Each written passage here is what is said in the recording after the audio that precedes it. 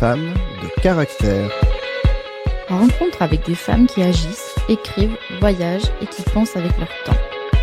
Françoise Ramel vous invite sur Radio Broadway à des rencontres avec des femmes inspirantes. Bienvenue dans Femmes de caractère. Et oui, nous vous voici de retour dans le studio de Radio Broadway avec un petit arrêt sur image lié à une belle pandémie mondiale. Donc pour les auditeurs, les auditrices qui ne connaissent pas l'émission, c'est une émission dédiée aux femmes d'ici et d'ailleurs. Et d'ailleurs, nous accueillons aujourd'hui quelqu'un qui va nous parler d'un magazine qui porte ce nom, Femmes d'ici et d'ailleurs. Une émission lancée par Radio Broadway en janvier pour accompagner une dynamique sur la ville de Pontivy, la biennale du livre d'histoire dédiée aux femmes. Et puis, eh bien, pandémie oblige, cet événement qui devait se dérouler début avril sera sans doute reporté, soit en octobre, soit en avril. On vous donnera des nouvelles quand nous en aurons. Alors, j'accueille aujourd'hui Carmen Tanguy. Bonjour Carmen. Bonjour Françoise. Carmen, tu es de Melleran. Oui. Voilà. Et puis, c'est le hasard qui veut ça, ou les rencontres qui veulent ça. Mais en tout cas, tu es un personnel de santé. Alors, le mot n'est pas très joli, mais en tout cas, tu as choisi de t'inscrire dans cette question de la santé. Et ça tombe bien parce que on est dedans depuis plusieurs semaines maintenant, chacun avec des questions différentes, chacun avec des vécus différents, peut-être des proches qui sont hospitalisés, d'autres qui sont malheureusement partis. Donc, nous n'avons pas concentré notre émission sur la santé et sur des sujets généraux, puisque Femmes de caractère, c'est une émission pour parler de toi. D'abord, de ton rapport aux autres, au monde, à l'écriture. Femme de caractère, c'est aussi pour parler d'écriture et tu nous liras tout à l'heure une de tes productions faites pour l'émission. Merci beaucoup, Carmen. Voilà. Et puis, nous parlerons en fin d'émission d'une femme qui t'a beaucoup inspirée. Et d'ailleurs, il y aura avant d'autres références à une autre femme qui t'a inspirée dans tes choix. Alors, Melleran, c'est ta commune d'origine ? Oui, effectivement. Ouais. Ma famille est originaire de Melleran et je suis revenue après quelques années professionnelles, notamment pour ma carrière professionnelle. Je suis revenue il y a 3 ans maintenant. D'accord, donc tu as un peu plus de 30 ans, on va dire. Tu es partie à l'âge de 17 ans dans la grande ville. Oui, je suis partie faire mes études sur Rennes, comme beaucoup dans le secteur. Et puis après, dans le cadre de ma formation, alors à la base, qui n'a rien à voir avec le milieu de la santé. J'ai fait des études d'économie et de gestion en affaires internationales. Donc j'étais sur Rennes, après en Pologne. Et après, pour mon premier travail, je suis partie en Alsace.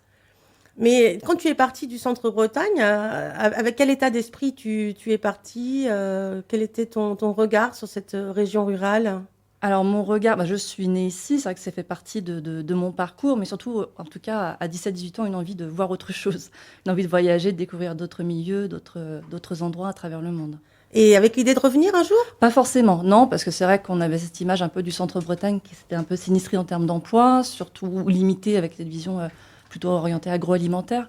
Donc c'est clair qu'à 18 ou 20 ans, je ne me voyais pas forcément la possibilité de revenir dans le secteur. Alors, qu'est-ce qui fait dans un parcours de femme que ce regard-là peut changer ? Parce que tu avais la possibilité de t'installer n'importe où. Tu as vécu quelques années à Nantes, toujours dans ce secteur de l'économie, de la gestion, des entreprises. Comment s'est construite ta réflexion pour un jour arriver à nouveau chez nous ? Alors, l'histoire de la vie, tout simplement, ou d'opportunités, un peu des échéances. On avait un désir quand même avec mon conjoint de pouvoir retrouver une qualité de vie. Après avoir vécu en ville, c'est vrai que le milieu rural me convenait plus. C'était un vrai bonheur de pouvoir retrouver un rythme peut-être plus lent, plus équilibré. Alors c'est en lien aussi avec mon parcours dans la santé naturelle. Retrouver un rythme plus naturel avec au sein de la nature. Pour nous, c'était un vrai luxe de retrouver ce milieu-là. Donc restait l'opportunité de pouvoir revenir, de retrouver un emploi aussi pour nous deux. Et donc c'est vrai que moi là, la création d'entreprise a été une opportunité pour pouvoir venir en Centre-Bretagne. Alors, la création d'entreprise, est-ce qu'elle est dans une suite un peu logique de tes compétences acquises finalement dans le conseil auprès des entreprises et à un moment donné, le désir de dire pourquoi pas moi ? Ouais. C'est vrai qu'au quotidien, j'accompagnais des chefs d'entreprise, notamment pour créer leurs projets. Donc c'est vrai qu'à un moment, j'avais l'envie de passer de l'autre côté de la barrière et au lieu de conseiller et de dire comment faire, de passer un peu à l'action. Donc c'est vrai qu'il y avait un vrai désir d'entreprendre. Moi, j'ai eu dans ma famille aussi des entrepreneurs, artisans. Ma mère était commerçante. Donc il y avait quand même cette volonté-là aussi ce désir d'indépendance et d'entrepreneuriat au sens premier. Et puis donc c'est vrai qu'après, il a fallu trouver un domaine dans lequel je pouvais m'épanouir, parce que l'entrepreneuriat, oui, mais c'était surtout pour regagner aussi de la liberté et se faire plaisir, ce que j'avais plus forcément au quotidien dans mon travail, où j'avais plus forcément de sens à ce que je faisais, où voilà, il y avait les heures, le stress, les objectifs, et ainsi de suite, sans forcément trouver de sens au quotidien. Donc c'était aussi retrouver une quête de sens, d'où ce retour de manière globale. C'est un projet global de vie, en fait. Et tu es devenue maman. En même temps, tout ça s'est enchaîné, comme on dit parfois, il n'y a pas de hasard dans la vie. Toutes ces opportunités se sont dégagées d'un seul coup, et c'est vrai que c'était l'occasion, après mon congé maternité, de me lancer carrément dans l'aventure, un peu folle, de se dire, avec un juste nourrisson, de se lancer en même temps dans l'entrepreneuriat, un déménagement, et se relancer dans un secteur qu'on connaissait plus tant que ça, mine de rien, après être parti plus de 15 ans. Ouais. Oui, c'est-à-dire que finalement, c'était très nouveau. C'est-à-dire que tu revenais avec les souvenirs de la jeune adolescente de 17 ans dans un territoire qui avait énormément changé pendant tout ce temps-là. Quelles ont été tes premières surprises finalement en revenant à Melleran? Surprise peut-être de la revitalisation économique et même au niveau associatif. Il y a plein de projets qui ont été mis en place, de gens qui sont très investis. Il y a beaucoup d'initiatives. Ça m'a vraiment surpris.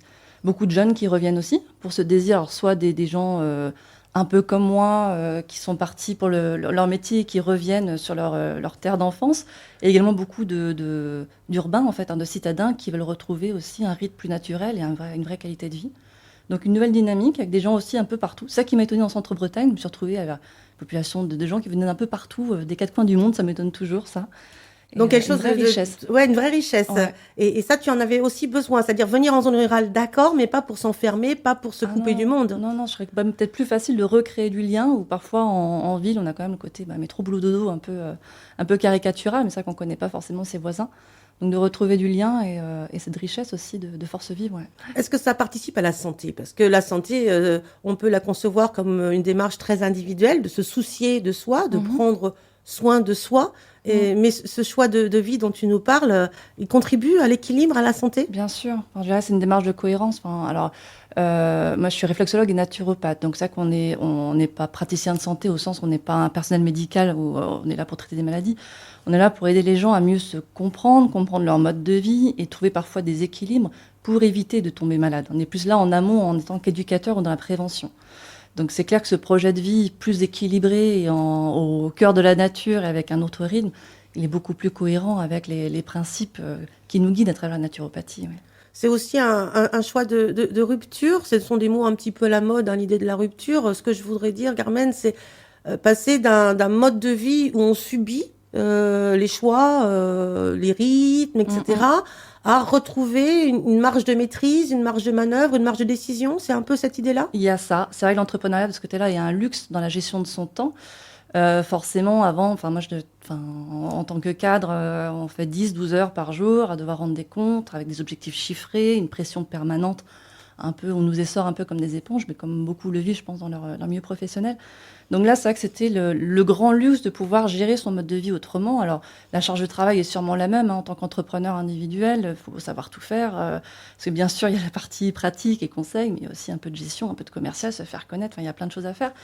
Mais moi, ça m'a permis de retrouver en tout cas un confort de vie, un équilibre en situation personnelle, familiale, de pouvoir jongler ça aussi. Pouvoir profiter de mon fils plus au quotidien et peut-être travailler le soir au niveau commercial pour mes clients.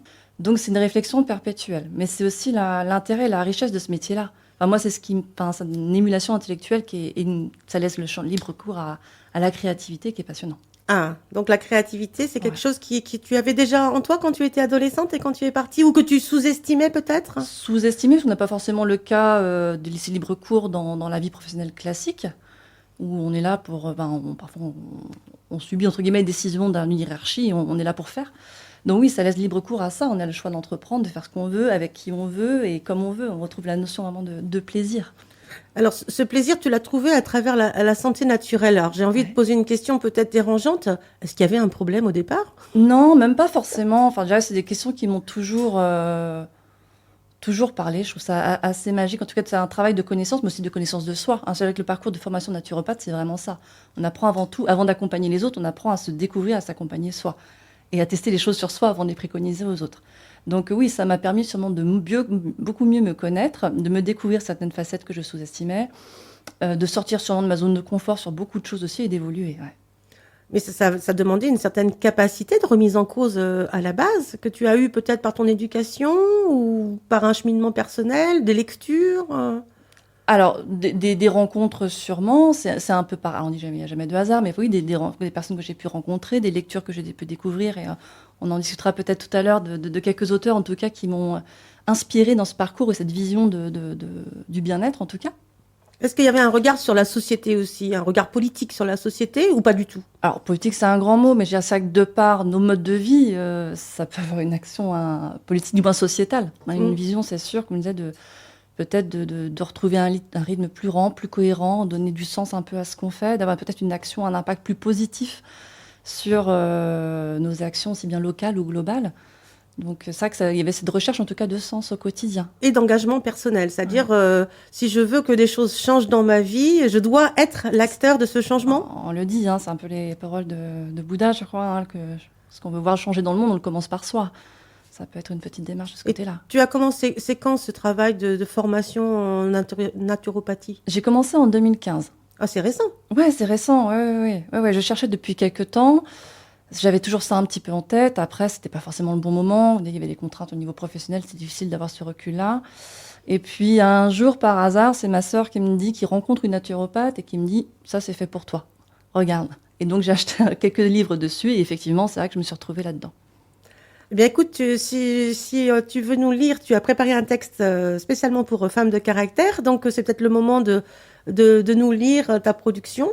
Oui, et juste de commenter pourquoi tu as souhaité écrire ce texte. Ouais. Alors en fait, c'est un texte qui est extrait d'un ouvrage qui m'a inspiré, notamment du Dr Bach. Alors le Dr Bach, on le connaît beaucoup pour ses fleurs. Les fleurs de Bach qu'on commence à voir dans la plupart des magasins bio ou en pharmacie. C'est un docteur qui a beaucoup travaillé sur la psychologie et notamment l'influence de notre état psychologique sur notre santé. Donc c'était assez révolutionnaire parce qu'il a travaillé au début du siècle, donc il y a 100 ans maintenant. Donc c'était assez révolutionnaire pour l'époque. Donc voilà quelques synthèses en tout cas de sa vision et de son approche assez révolutionnaire à l'époque de la maladie et de l'accompagnement des malades. Alors on t'écoute, Carmen. Guéris-toi toi-même.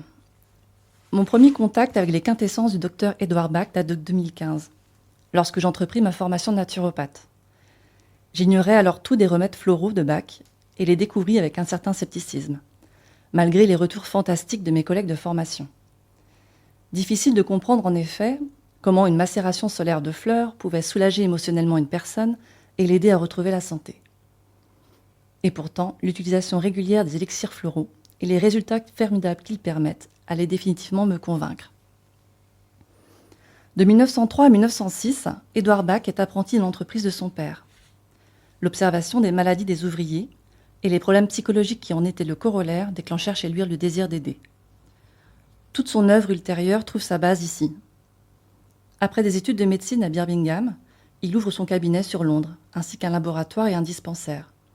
Il concentre alors ses recherches sur les plantes et leur impact sur la sphère psycho-émotionnelle, avec une approche révolutionnaire de la maladie et de son origine.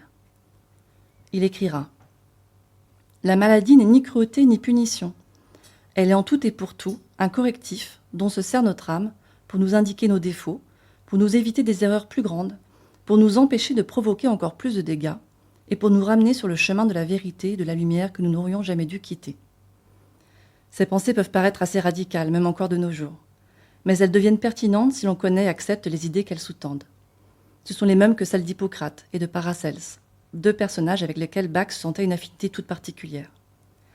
Cette vision sous-tend également le rôle du naturopathe, dont l'accompagnement a pour but d'aider à mieux se connaître et à comprendre les causes profondes de son trouble, et non de réduire une personne à sa maladie et au traitement de ses symptômes. L'homme est alors considéré comme un tout inséparable, un corps physique, mais aussi un esprit, une âme. Et la maladie comme l'expression matérielle d'un déséquilibre qui trouve souvent son origine dans notre état psycho-émotionnel. Selon les préceptes de Bach, lorsque notre vie ne vibre plus à l'unisson avec notre moi profond, nos désirs, nos aspirations, il y a disharmonie, perturbation et perte d'énergie. Ce phénomène se manifeste dans un premier temps via des émotions, des sentiments négatifs, la peur, le doute, la colère. Ensuite, sous forme de fragilité physique. Et en dernier lieu, apparaît la maladie. Lorsque l'un de nos proches ou nous-mêmes sommes directement touchés par la maladie, cette vision est bien sûr difficile à accueillir. Il peut être toutefois intéressant d'envisager la maladie comme un message de l'âme, notre moi profond, qui nous indique plus ou moins désagréablement que nous sommes peut-être éloignés de notre équilibre, de notre chemin. et nous donne l'opportunité d'apporter les modifications nécessaires à notre vie pour nous retrouver. En chinois, le mot crise signifie également opportunité. La maladie, le trouble, peut alors être considéré comme une crise salutaire, un obstacle qui nous oblige à nous poser, nous écouter, prendre du recul sur notre vie, essayer de mieux nous comprendre afin de nous réinventer. C'est une occasion, parfois violente, de retrouver une harmonie avec notre âme, avec laquelle nous étions peut-être déconnectés, afin d'évoluer sur notre chemin de vie.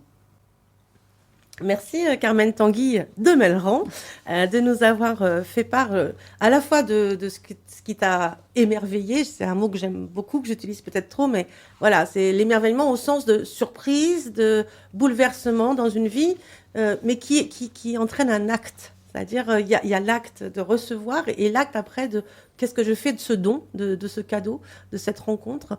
Donc, merci d'avoir pris le temps de poser ces mots pour nous, pour Femmes de Caractère, pour nos auditeurs, nos auditrices, aujourd'hui. Merci, Carmen. Alors, donc, moi, j'appelle ça des nœuds. Hein, je suis pas du tout dans ton domaine. Et ce que j'en comprends, en tout cas, c'est de me dire, voilà, il y a des nœuds à l'intérieur, à l'extérieur. Et des fois, on est pris comme dans des filets. Et puis, il y a soit on se laisse étouffer, on se laisse paniquer aussi. Hein, quand on essaie de se débattre, le sentiment qui peut venir en premier, c'est la panique. C'est aussi peut-être le sentiment qu'on n'est pas capable de faire face. Et puis, il y a comment on attaque les nœuds, c'est-à-dire on les trouve et puis on commence à démêler comme une pelote de laine quand c'est impossible de tirer sur le fil pour retrouver le fil et retrouver comme ça un fil qui se délie de manière plus simple. Est-ce que c'est une image qui te parle ou est-ce que tu as d'autres images à partager avec nos auditeurs, nos auditrices ? Oui, non, mais c'est un bel exemple, une belle métaphore. Hein, le naturopathe qui peut aider comme ça à détricoter un petit peu. La différence, comme je disais, en aucun cas on est médecin, on n'est pas là pour poser un diagnostic ou traiter une maladie. La différence, cette démarche holistique, c'est de prendre vraiment la personne dans sa globalité. On dit on n'accompagne pas une maladie, on accompagne un malade. Et d'avoir cette dimension globale de la personne, parce que même une problématique commune peut avoir des causes différentes. Donc le tout est de l'aider, de l'accompagner à réfléchir sur les causes profondes de mode de vie, d'histoire de vie, de choc, enfin peu importe, chacun a son histoire, qui ont pu l'amener aujourd'hui à se sentir pas forcément de manière optimale, et comment retrouver un peu ces clés-là pour l'aider à repartir sur une démarche positive et se sentir mieux. Alors, pour se sentir mieux, on se donne rendez-vous dans la deuxième partie. On continue à échanger avec toi, Carmen. On va prendre le temps d'écouter un morceau que tu as choisi. C'est le principe de l'émission. Alors, tu nous invites à écouter Johanna avec un morceau qui s'appelle Pétasse. Tu nous diras après pourquoi ? Un peu sur YouTube par hasard. Et dont j'aime beaucoup la démarche artistique. Elle est vraiment une vision globale. Je crois que c'est elle-même qui fait ses clips. Enfin, elle écrit ses textes. Et puis, son premier album, il y avait beaucoup de textes orienté sur la féminité, le rapport homme-femme aussi, et puis avec en plus une musique que j'aime beaucoup. Bon, donc merci de nous avoir fait découvrir Johanna, une artiste bretonne. Ouais, de Rennes, je crois. Soyons chauvins 5 minutes. Donc, puisqu'on parle de Bretagne, donc tu es revenue à Melleran, ouais. Tu as ouvert ton cabinet, tu as ouvert des consultations à Beau dans un cabinet partagé. Ça fait déjà 2 ans que tu reçois ta clientèle, ta patientèle à Beau. Et tu viens t'installer à Pontivy ? Oui. Alors, tu restes à Beau ? Je reste à Beau, je reste à Beau, mais en plus, voilà, je vais être présente en cabinet paramédical, c'est 17 rue Boivin, donc on partage aussi avec d'autres professionnels, d'autres thérapeutes, 1 jour et demi pour la clientèle de Pontivy, pour pouvoir proposer plus de proximité aux Pontiviens, et puis aux gens aussi du centre-Bretagne. Oui, tu avais des gens de Loudéac, de Guémené, pour qui c'était un peu compliqué d'aller jusqu'à Beau. Ouais. Et donc, tu as eu l'opportunité, grâce à un de tes confrères, de pouvoir... Alors, tu seras là le vendredi matin et le samedi toute la journée. C'est ça, exactement. À partir du 1er juin. Oui. Bon, bienvenue déjà. Merci. Je crois que c'était un souhait aussi au début de ton projet d'entreprise. Tu t'étais posé la question, Beau, Pontivy. Oui, c'est ça. Les circonstances ont fait que je suis partie sur Beau, mais je voulais avoir 2 pieds-à-terre. Ça permet de toucher aussi un bassin plus grand et des clientèles différentes. C'est vrai que les Pontiviens ne vont pas forcément sur Beau et le contraire est vrai aussi. Donc ça permet de toucher 2 types de population. Et de ces 2 premières années d'expérience en tant que chef d'entreprise, quels seraient les éléments positifs que tu pourrais dégager, sachant que ces 2 derniers mois ont été compliqués à gérer, mais qu'il faut pas regarder que ces 2 derniers mois. Il faut déjà regarder bien au-delà, comment tout ça doit repartir. Hein. Ouais. Donc, quelles seraient les clés un peu positives que tu pourrais nous transmettre sur cette expérience? La démarche est très positive. C'est vrai que pour moi, donc, c'était quand même une reconversion. Donc, la première année, c'était aussi d'endosser une nouvelle casquette, de quitter cette casquette de conseiller pour se sentir pleinement thérapeute. Donc, c'est légitime dans cette démarche-là. Même si c'était 3 ans de formation avant et déjà des expériences sur Nantes, on arrivait vraiment dans le vif du sujet. Donc, il y avait cette transformation-là à faire dans un premier temps. Très enrichissant parce que aussi les contacts qu'on peut avoir avec nos clients, enfin c'est vraiment enrichissant. Il y a une vraie relation qui se crée. Moi, ça m'a permis de vraiment jongler, comme vous dites, de retrouver cette partie créative d'entrepreneuriat qui était aussi vraiment passionnante. Donc plutôt positif. Après, c'est vrai, comme tu disais, le Covid qui nous a forcé à fermer un peu du jour au lendemain, ça nous est tombé un peu dessus comme ça, de devoir fermer. Donc c'est vrai que ça met aussi en lumière cette peut-être difficulté des entrepreneurs où on sait que tout reste précaire quand même. Du jour au lendemain, ça peut s'arrêter. On n'est pas à l'abri d'un accident, d'une fermeture, de des choses comme ça. Donc, il faut savoir en permettre, ça rebondit un peu sur ce qu'on disait tout à l'heure, c'est cette capacité à devoir rebondir en permanence, qui est enrichissante, mais qui peut être fatigante parfois, parce que c'est vrai que ça demande une énergie folle de ne pas s'arrêter, de savoir se remettre en question. Voilà, on a une difficulté, ok, on n'a pas le choix, comment on fait avec, comment on crée une opportunité de ça. Est-ce que le fait d'être une femme apporte des outils ou des manières de résistance un peu différentes, à ton avis? Alors, pas sans rentrer dans la caricature, mais on a peut-être déjà l'habitude de jongler, à gérer plusieurs vies en même temps, à gérer la maison, les enfants, le travail, ainsi de suite. Donc, il y a peut-être déjà ce côté un peu multitâche qu'on a peut-être plus naturellement. Après, je pourrais pas dire, sans rentrer dans des clichés non plus. Oui, puis ça dépend des parcours de oui, vie exactement. de chacune. Mais pour parler de la femme que tu es toi et la maman, la jeune maman que tu es toi, comment tu trouves ta propre énergie? Parce que pour aider les autres, il faut déjà aller bien, tu l'as dit en début d'émission, il faut déjà se comprendre soi-même, être à l'écoute de soi-même pour pouvoir être à l'écoute des autres. Où tu trouves cette énergie, toi? Alors déjà dans un équilibre vie privée, vie perso, c'est vrai que la famille et puis la vie personnelle est aussi source d'énergie pour avancer, de retrouver cet équilibre-là. Et après, une des démarches que moi j'ai voulu entreprendre, et c'est vrai que c'est de pouvoir rejoindre ces réseaux-là. On aura l'occasion de discuter des réseaux de femmes chez entreprise ou de femmes d'ailleurs, ou même aussi ouverts aux hommes aussi, pour pouvoir avoir ces moments de discussion, parce que mine de rien, on est quand même aussi très seul dans son cabinet, où on accompagne les gens, mais c'est vrai que pour aider les autres, comme tu dis, il faut quand même avoir de l'énergie, savoir aussi se ressourcer et pouvoir emmagasiner de l'énergie pour la transmettre après. Donc moi, un de mes outils, en tout cas, ça a été de faire partie de ces réseaux-là. Femmes de Bretagne, pour ne pas les citer, et Femmes ici et ailleurs, où on peut rencontrer des collègues, des personnes qui vivent la même expérience que nous, dans des secteurs d'activité qui sont parfois différents, mais qui ont peut-être rencontré les mêmes difficultés, de pouvoir échanger dans la bienveillance, les aspects positifs, mais aussi les moments plus compliqués qu'on peut amener à traverser. Donc ça permet vraiment d'avoir ce côté un peu collectif et collaboratif que moi j'aime beaucoup et qui me manque peut-être dans ma vie d'entrepreneur. C'est vrai qu'on a plus cette dimension d'équipe. On est quand même très très seul, même si on partage un cabinet avec des collègues. Bon, chacun dans son activité est pris un peu par le mouvement. Donc de pouvoir retrouver cet aspect vraiment collectif, presque alors sororité, c'est un grand mot, mais en tout cas, voilà, cette dimension bienveillante où on fait partager les autres de son expérience, de son réseau, de ses outils, de ses bons plans pour gagner du temps et sortir un peu la tête du cabinet, quoi. Alors, tu parles d'une part du réseau Femmes de Bretagne qui maintenant s'appelle Femmes de Territoire, mais chez nous, c'est vrai qu'on a la chance d'avoir un groupe très très dynamique qui s'appelle Femmes de Cœur de Bretagne. Comment tu es tombée sur ce réseau très rapidement après être arrivée à Melleran? Et même avant, parce qu'en fait, elles étaient déjà présentes sur Nantes, sur la région nantaise, c'est la Bretagne au sens large, il y avait 5 départements.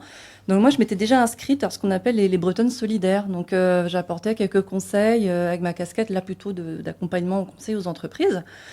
Et donc, quand je suis revenue sur Melleran, c'est vrai que du coup, j'ai pris contact avec les antennes locales pour pouvoir se réinscrire aussi dans le paysage local. Parce que comme je disais, c'est vrai que je suis partie très jeune, donc moi, j'avais plus du tout de contact ici. Je redécouvrais quand même une région.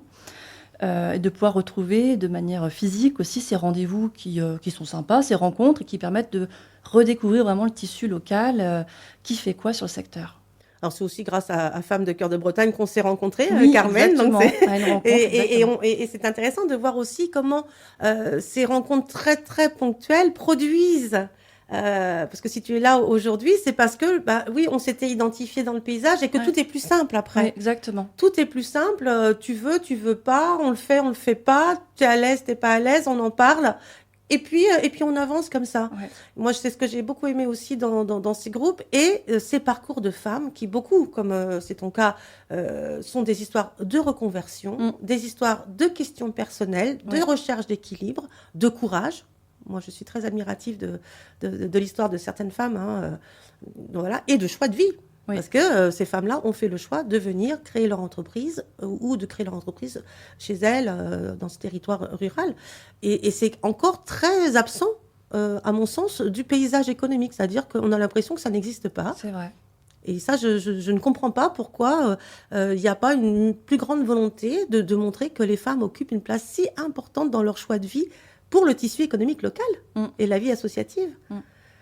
Alors, tu nous parlais d'un autre réseau. Oui, qui est Femmes ici et ailleurs, que j'ai découvert assez récemment via des amis communs, en fait, qui est aussi une aventure. C'est vraiment ça, hein, c'est au-delà du réseau, c'est vraiment une aventure qui est très stimulante.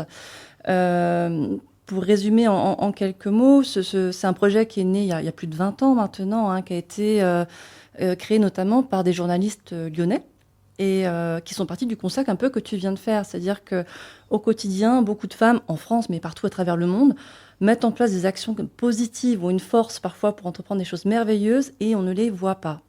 Et un des constats qui était fait par ces journalistes, alors Pierre-Yves Ginet notamment, qui était photographe-reporter, qui est parti beaucoup au Tibet. C'était une de ses rencontres un peu phares où il a accompagné et suivi des femmes moines qui résistaient contre l'occupation chinoise, qui après est parti au Rwanda, qui était un pays qui a été reconstruit par les femmes après les génocides, qui suite à ces reportages a mis en place des expositions un peu partout en France qui ont reconnu un succès formidable.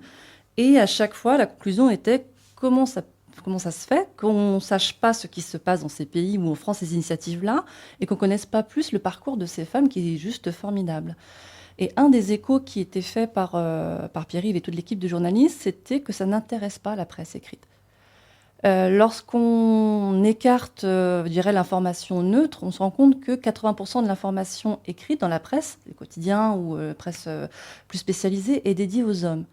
Et que dans les 20% qui restent aux femmes, c'est généralement réduit alors à des thématiques dites féminines, hein, donc mode, beauté, les régimes et ainsi de suite, ou toujours sur un angle de victimisation. Vous savez, quand il a amené les parcours de ces femmes, c'était toujours sur leur parcours, malheureusement, de torture, de souffrance, ce qu'elles avaient pu subir, et en aucun cas on met en lumière la résilience de ces femmes, parce qu'elles avaient toute la reconstruction et tout l'aspect positif.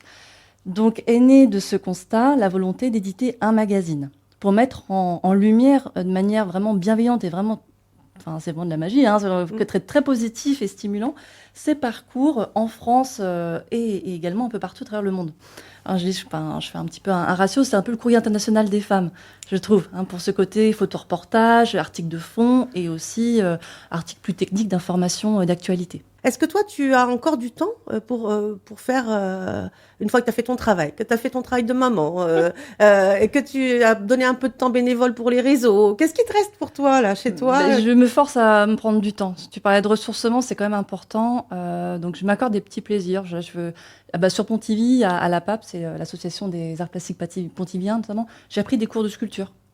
Quelque chose que je voulais faire depuis des années. Et là, du coup, c'est mon petit moment à moi, voilà, où je déconnecte et je me ressource. Et ça laisse libre cours un peu à la créativité aussi. Ouais. Donc, j'arrive quand même à se garder là parce que la notion d'équilibre est vraiment importante. Pour pouvoir donner, il faut aussi trouver un Et quand tu lis, parce que la lecture, c'est aussi le rapport aux mots, on sent bien que la lecture a été importante dans tes choix, dans tes décisions, dans ton inspiration, dans tes questionnements. Hein. Quand tu parles d'Edouard Bach, tu dis qu'au départ, t'es pas trop emballé, quoi.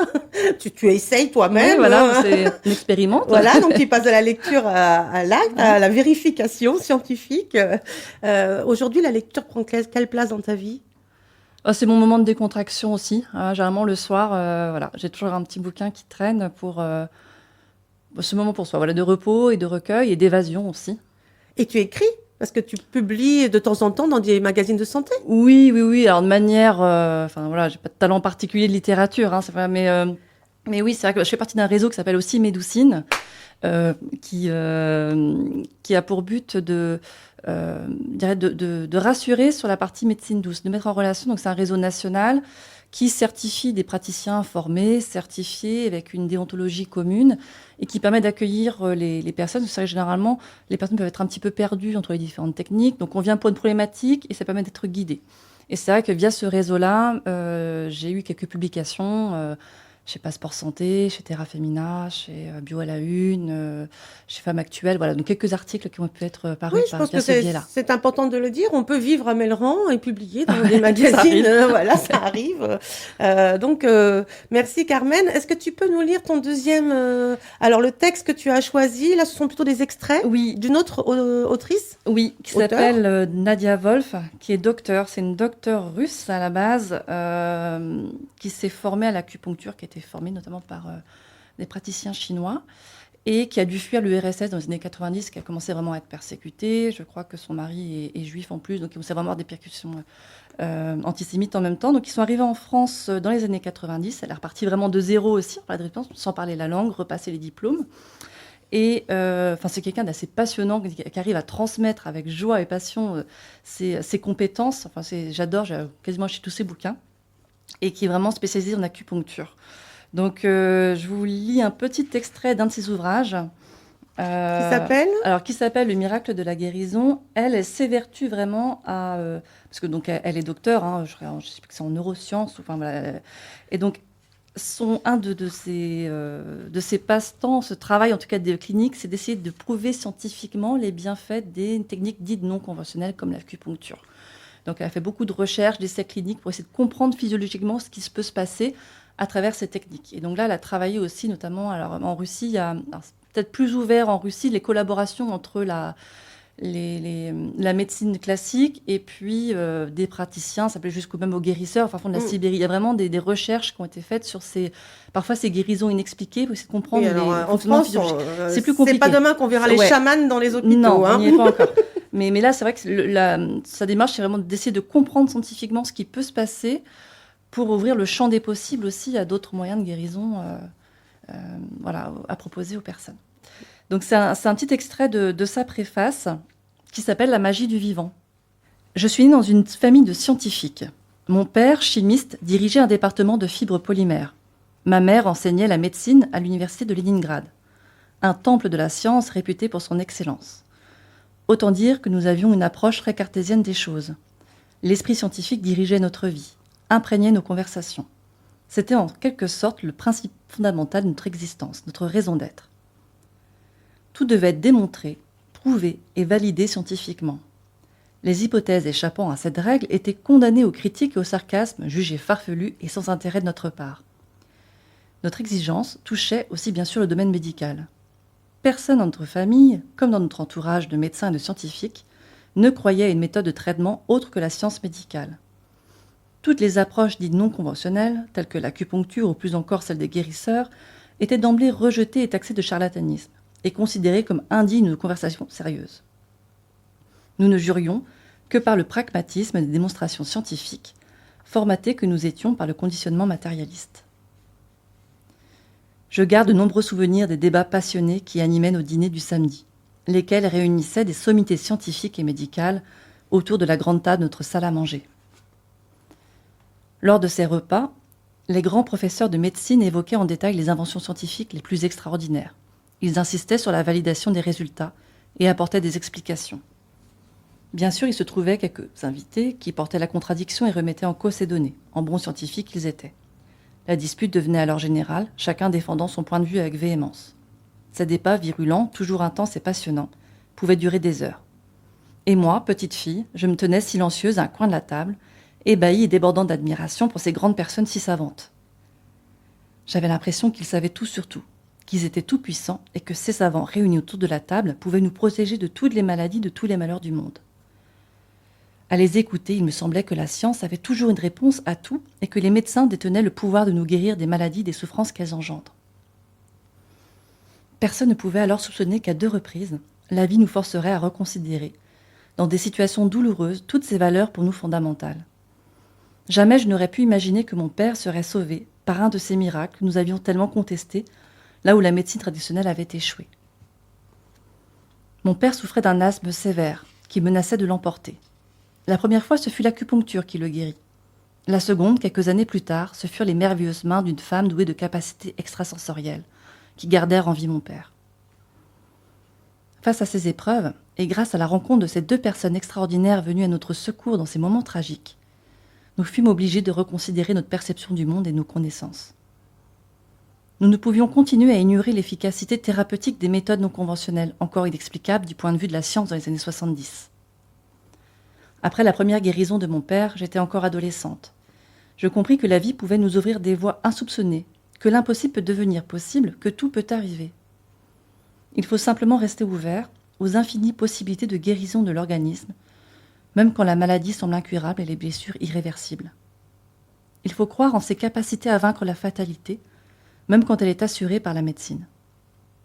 Mon destin s'est alors dressé devant moi comme une évidence. Je voulais absolument démontrer que la mystérieuse puissance du corps et la rationalité de la science n'étaient pas antagonistes, mais qu'elles pouvaient s'aider et se compléter mutuellement, l'esprit influençant les réactions physiologiques et inversement. Je désirais prouver que la science ne devait pas écarter d'emblée ce qui défiait ses pronostics. Car il existe dans l'organisme des chemins physiologiques inactifs quand le corps est en bonne santé, mais qui peuvent être activés lors des maladies, permettant ces guérisons spectaculaires inconcevables pour la science moderne. C'est pourquoi notre grand défi à tous est d'essayer de comprendre ces mécanismes physiologiques afin de pouvoir les reproduire et d'apprendre à utiliser les possibilités infinies que l'organisme déploie pour guérir. Telle est la signification du point d'acupuncture du cœur. Son nom chinois se traduit joliment par source ultime ou ultime printemps. Il s'agit de la source des possibilités infinies d'autorégénération et d'auto-guérison que possède l'organisme, mais aussi de sa capacité à dépasser les limites dressées par nos préjugés, à renaître, comme la nature qui se réveille au printemps, à l'image du phénix, cet oiseau pouvant toujours renaître de ses cendres, redorer ses plumes fatiguées pour s'envoler de nouveau, encore plus haut.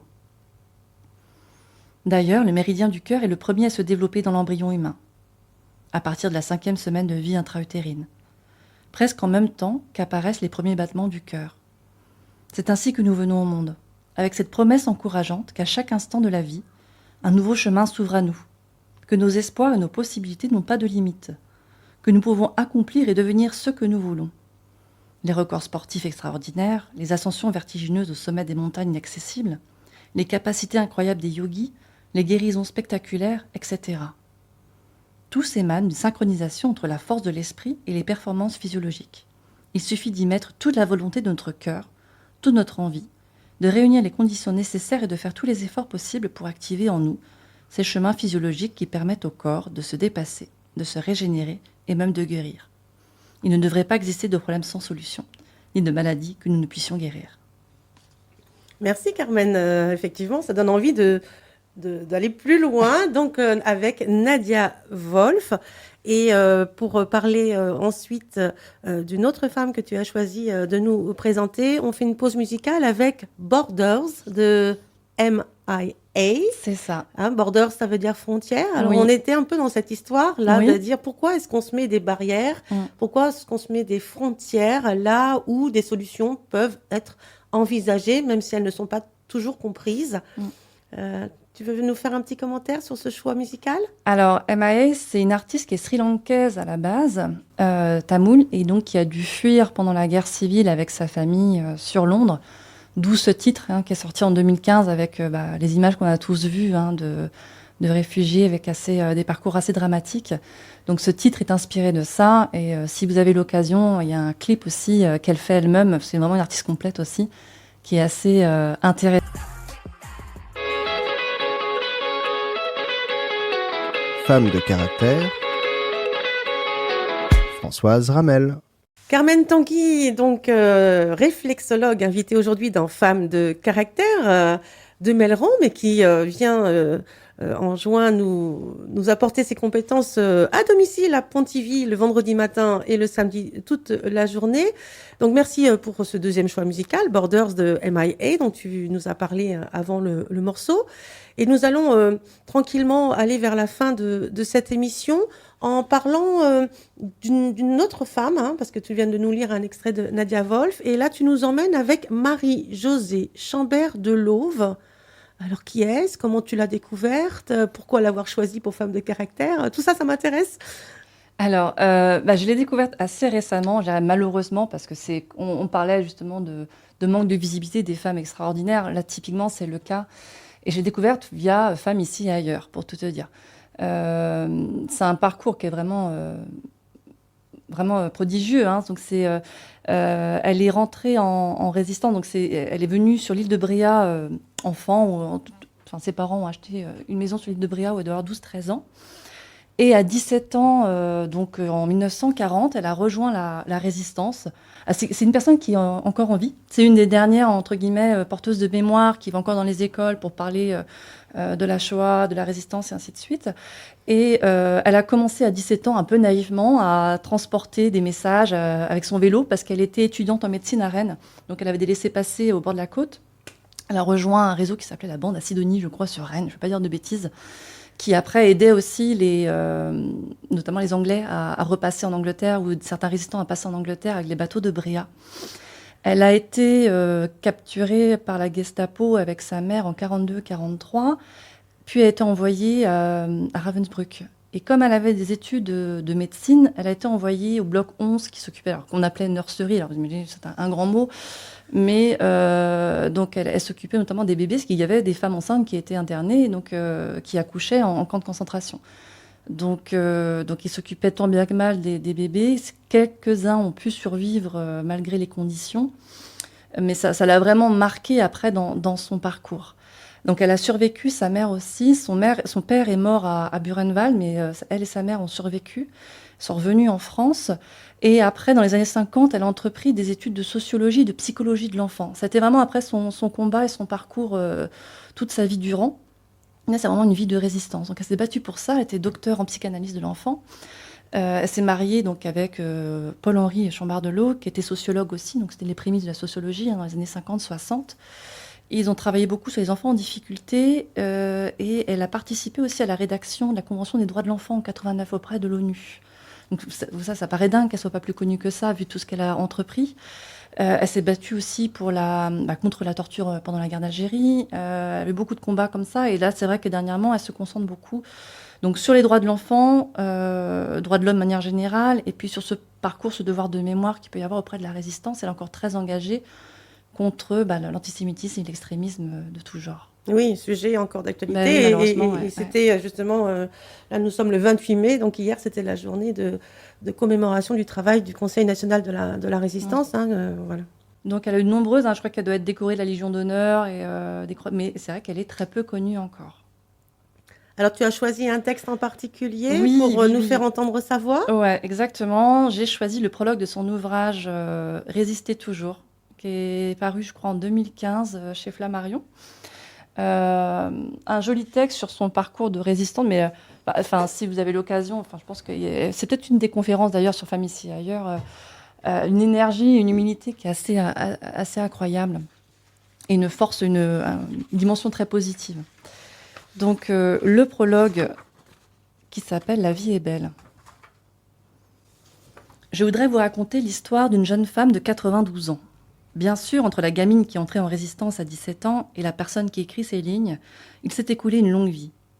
Physiquement, je suis une personne différente, presque étrangère au feu follet qui pédalait sur les routes de Bretagne avec des messages planqués dans sa ceinture ou dans ses cours. Mais je ne peux m'empêcher de penser qu'en mon fort intérieur, je suis restée la même, intacte. Mes choix, mes engagements, mes révoltes sont identiques. Quand j'écoute les formations sur ma petite radio à pile dans ma maison d'Antony, je suis gagnée par les mêmes sentiments. Je réagis pareillement aux événements. Quand mon corps me trahit, mon esprit, lui, reste fidèle. J'ai l'idée que mon existence a été une trajectoire, une ligne tendue au travers des années. Je suis un peu comme le granit des côtes de mon île de Bréa. J'ai été façonnée par un lent mouvement, à la fois invisible et puissant. Je suis une génération au milieu d'autres générations. Mes grands-parents, mes parents ont contribué à ma formation. Ils m'ont fait en partie tel que je suis, comme mes descendants me doivent en partie d'être ce qu'ils sont. Je suis une étape de cette chaîne humaine. Il y a en moi, je le sens, un noyau solide, fondamental, un réseau de données essentielles, un continuum dont j'ai hérité et que je veux transmettre. Cette matrice s'adapte aux époques, les interprète. La vision du monde dans lequel je vis, mon action sur les événements, résulte de ma personnalité, du milieu, du contexte qui s'impose à moi, et en même temps découle de cette permanence. Ainsi je passe, et tout à la fois je dure. J'ai laissé quelques marques pour le futur. Des êtres vivants issus de mon couple, des écrits, des prises de position, des engagements pour les droits de l'homme. Pourquoi si tard ce récit de toute une vie, de près d'un siècle ? Parce que je l'estime utile et peut-être même nécessaire. Je vois aujourd'hui des choses qui ne me plaisent pas, qui nourrissent mon inquiétude, des réminiscences de ce contre quoi j'ai résisté toute ma vie. Voilà 70 ans que le nazisme a été renversé, les camps de concentration libérés. Avec ma mère, j'ai survécu à Ravensbrück et Mauthausen. Mon père est mort à Buchenwald. Le 22 avril 1945, j'ai cessé d'être un numéro pour redevenir Marie-Jo. J'ai vécu ensuite une vie heureuse, une vie de femme, une vie de mère, une vie professionnelle, une vie d'engagement. Survivante, je suis devenue une revivante, d'autant plus attachée aux beautés du monde et à la chaleur des relations humaines.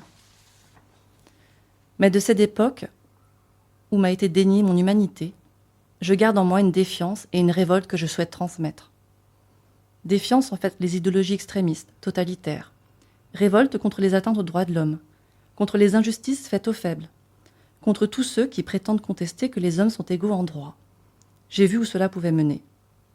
L'entrée en Panthéon en ce printemps 2015 de 2 de mes camarades de Ravensbrück, de 2 amis, Germaine Tillon et Geneviève de Gaulle, est une excellente chose. Elles représenteront désormais dans cette crypte toutes nos compagnes de résistance dont le rôle a été souvent minoré. Elles seront comme Jean Moulin, accompagnées d'un cortège d'ombres, celles qui ne sont pas revenues. Mais il ne faut pas que cette cérémonie soit une manière de fermer la page, de sceller un socle définitif sur ce que nous avons traversé.